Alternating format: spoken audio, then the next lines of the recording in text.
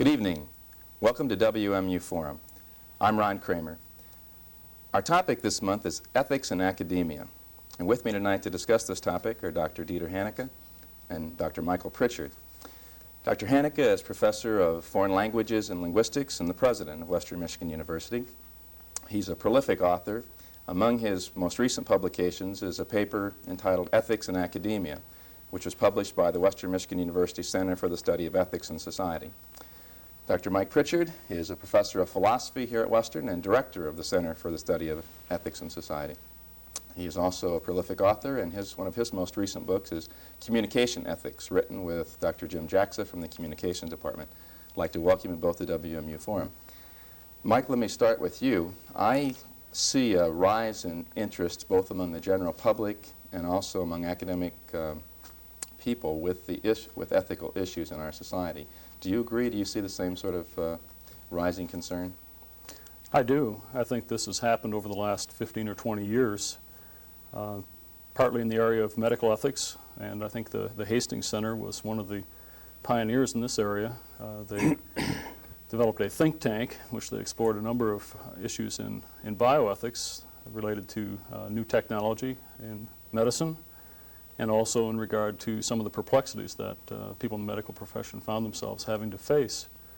And this has spilled over into other areas as well, partly because of the model, I think, that the Hastings Center set for us, but also I think because of a number of events in our society. I think that certainly Watergate was something that raised a number of questions in the public's mind about the role of government in society. And we've also had a number of tragedies in industry, large accidents that may be partly due to a lack of attentiveness on the part of people in positions of responsibility. And what we found is all across the country that not only departments of philosophy, which have traditionally taught courses in ethics, but many other areas in the academic world have developed strong interest in ethics and have tried to introduce ethical considerations into the classroom. It's spilled over. It's not just a concern of philosophers any longer. It's not at all. In fact, we have an expression or a term now which is called ethicist.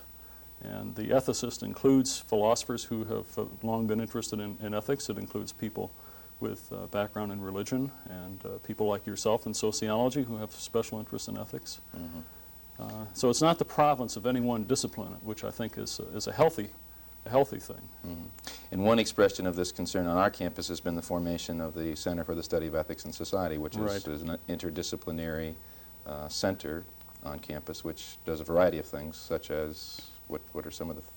Well, we have a regular series of public programs in which we have either people on campus here or in the community or from other areas come in and talk about issues in ethics. And we have study groups. We have a study group that deals with ethical issues in journalism, a medical ethics group, and we have a number of people who are doing research either by themselves or with one another in areas related to ethics.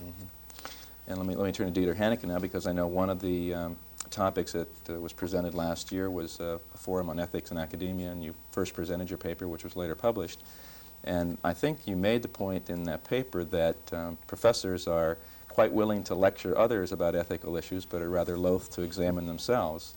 Well, that strikes me as a peculiar fact that we teach in practically every university now courses that comment on the ethical behavior or the suggestions for ethical behavior in other professions, law, medicine, business, politics. But we fail, strangely enough, to develop courses in ethics looking at our own profession. And so I'm strongly, at this point, encouraging my colleagues to do what they do to other professions, namely look at our own fallacies, our own possibilities to fall into temptation to be confronted with difficult ethical decisions that we all make. Look at the possible pitfalls of our own profession, and to become, in my opinion, in the process more creditable to other professions by looking at ourselves with the same keen interest and with the same critical sharpness that we direct at other professions. If we're not willing to critically examine ourselves, we're not going to have much credibility in talking about other I don't think professions. so. I think we are, by and large, a very self-indulgent profession. Have you seen any rising concern among your colleagues in terms of other top administrators who are talking about these issues, or in professional associations? Yeah. Has there been concern? To the credit of my profession, I will say this. I first of all believe we are not a profession that has to fear anything from directing these questions at our own profession. I think we are in no way more fallible or make more mistakes than any other profession. And I can also say that within our professions, in the teaching profession in general, not just on the higher education level, there are enough voices now who say it's time to look at our own behavior, at the situations on our campus. They are very intriguing and critical questions that have to be looked at, and people are beginning to look at that. It just has taken us a little longer to look at ourselves than looking at others.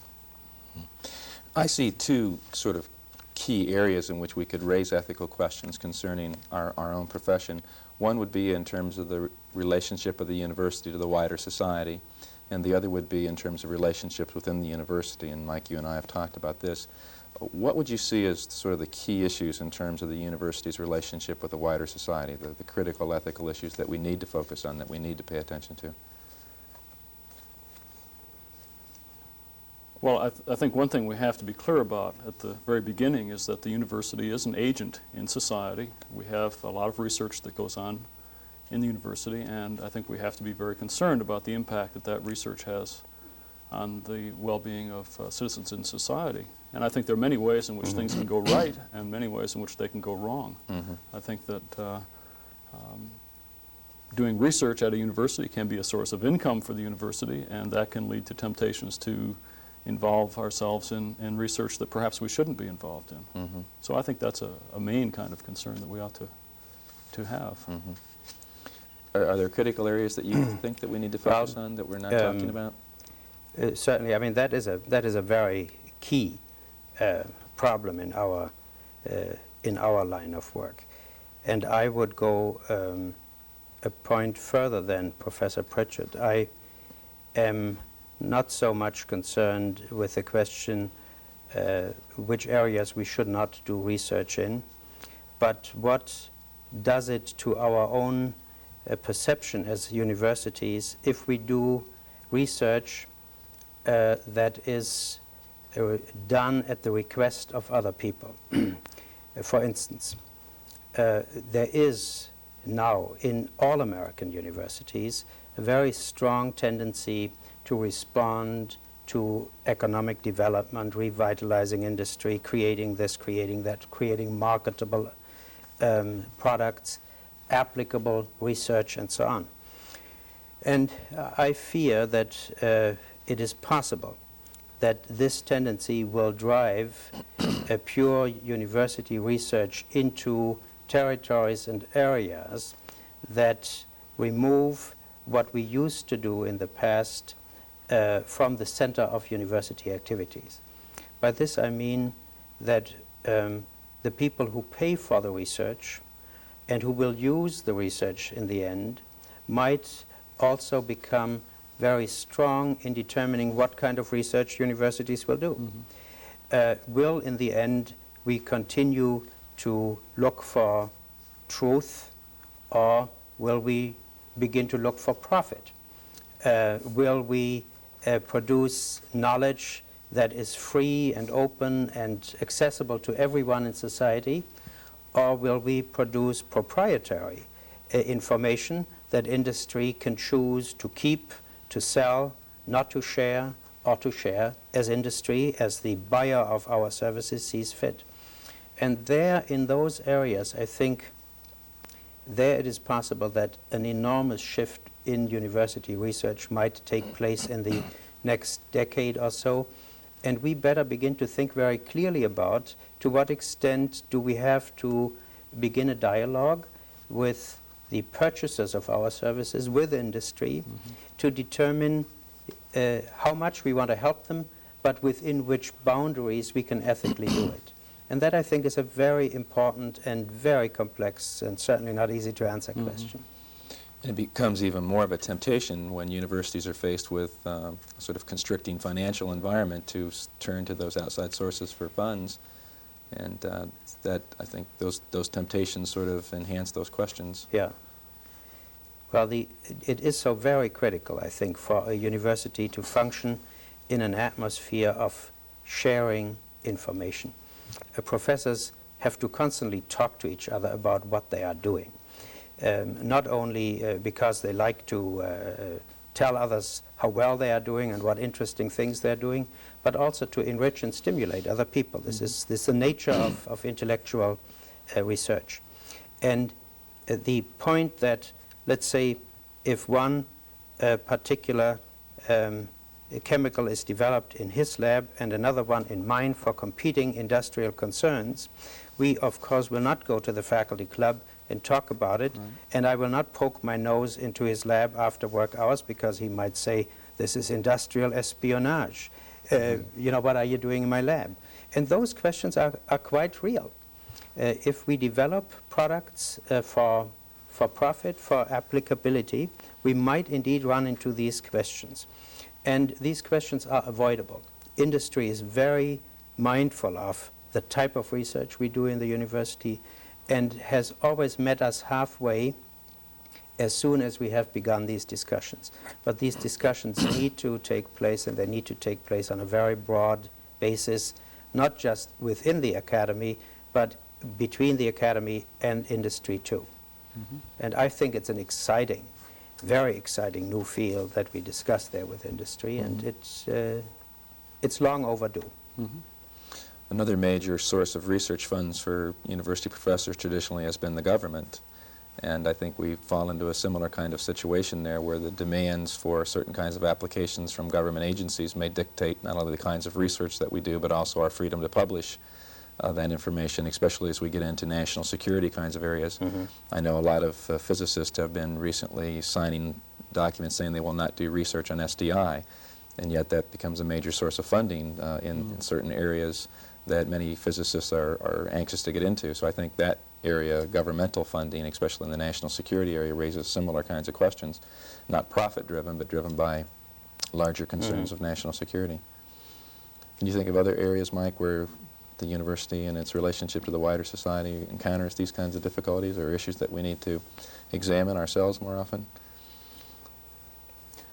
Well, I suppose that there is the concern that all public institutions have about investment of money. I mean, there may be some investment of funds in areas that it's not appropriate for a public institution. And so I think we have to be very attentive to where these investments are, because I think the university does set a model for the rest of society, and if we don't operate in a fully responsible way, then I don't think we have much reason to expect others to do any differently. And the South African question in particular. Well, that's one that's been a very vexing issue for many years, of course.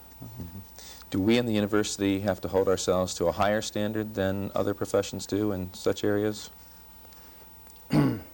I don't think so.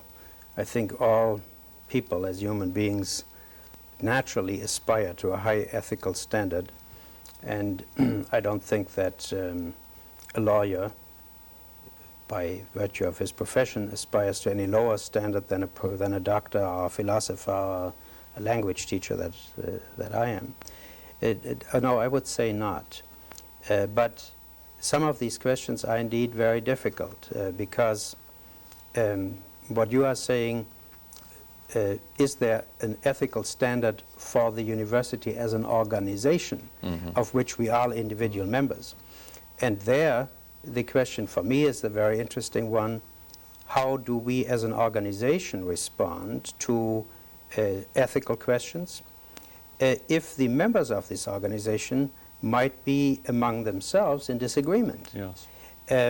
do we have a right to have university pronouncements where 50% of the membership of our corporation have divergent opinions?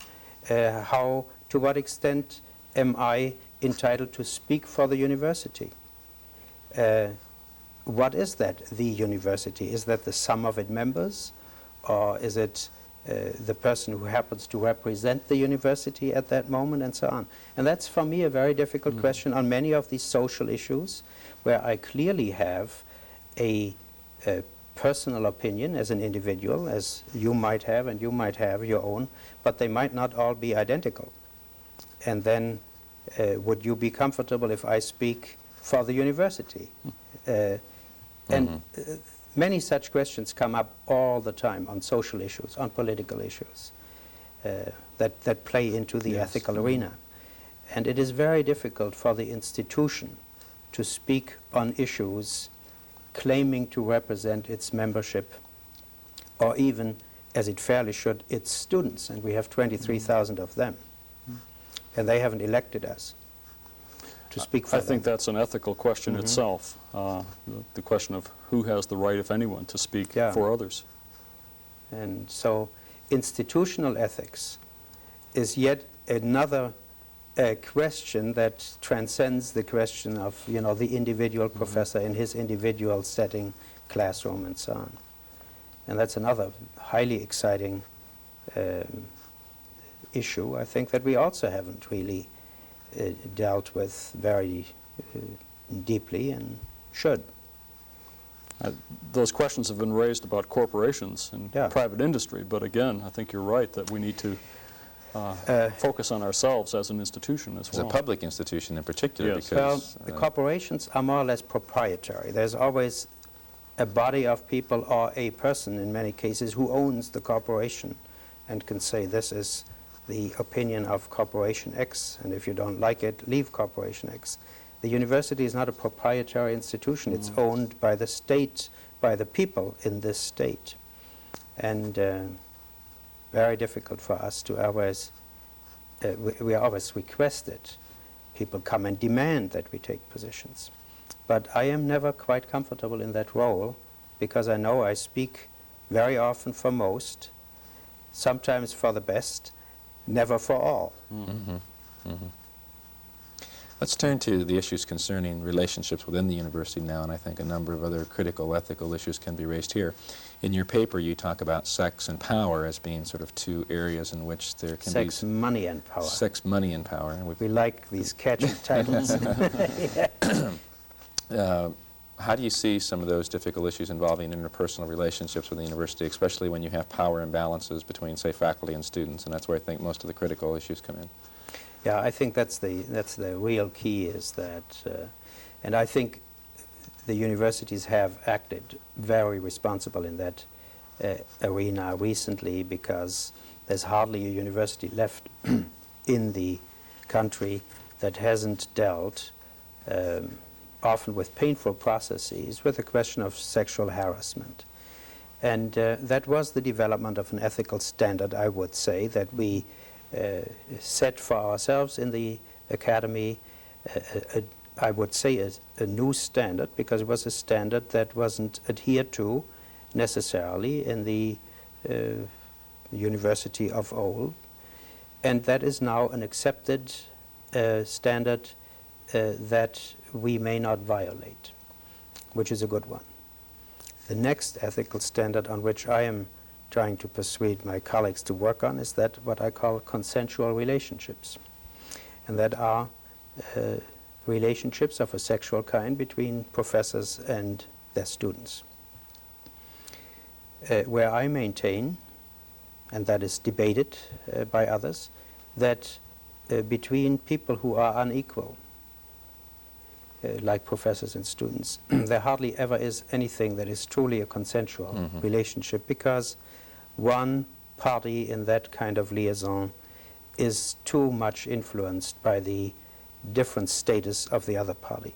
And I think in order to have truly consensual agreements of any side, of any kind, the parties have to be pretty much equal in their status, in their power, in their relationship to each other. And that, I think, is always questionable in student-professor relationships. And therefore, I think we have to refine a standard there. And again, we are working on that too.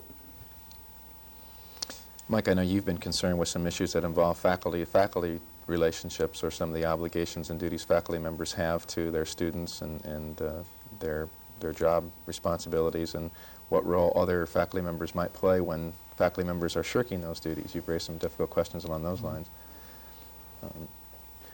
I think that it's difficult to know at what point it would be appropriate for a faculty member to intervene in some way in another faculty member's business.